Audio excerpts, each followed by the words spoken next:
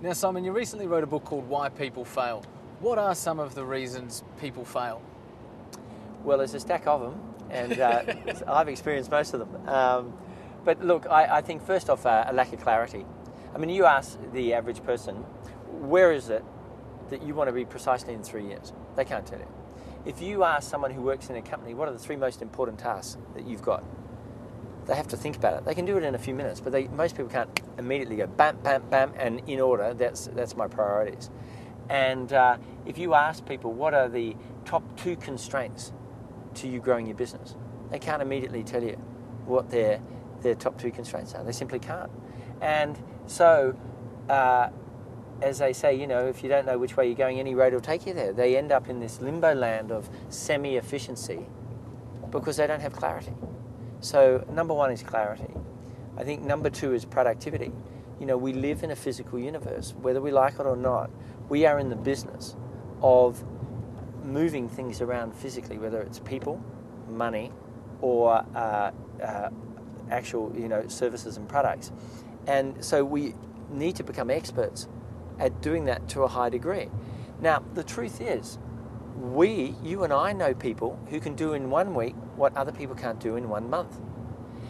And yet, you ask the average business owner, and they say that they're working 10 hours a day, that they're exhausted, and they're still not making the money that they expected to make. So what's the problem? The problem is not that they're in the wrong business, although they usually think it is. The problem is that they're not using their time right. So there's 2 aspects of that in the broader sense. There's the actual efficiency, and then there's actual learning to get better. You see, most people just work. A few people become efficient when they work, and the greats balance efficiency with continual learning. And when you do that, 6 months later, what you've done there's just no comparison towards someone who's not efficient and is not learning, so is not getting better, in chalk and cheese.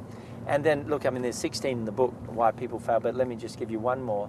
I think that money obsession is a big issue why people fail. The purpose of their business is just to make more money. Now, the problem is business is hard. It's tedious, it can be very boring, it can be very stressful. And what happens if all you are about is, I want to earn X grand per year, then it's often not motivating after a year or 2. It doesn't drive you. And there's a very interesting book that just came out in England called Obliquity, and it shows in business, in science, in many different areas of life, people achieve greatness when they were after something else. And in business, it's often they want to create a great company, or they want to change the world in some way. And when people have this kind of vision, they actually end up making more money.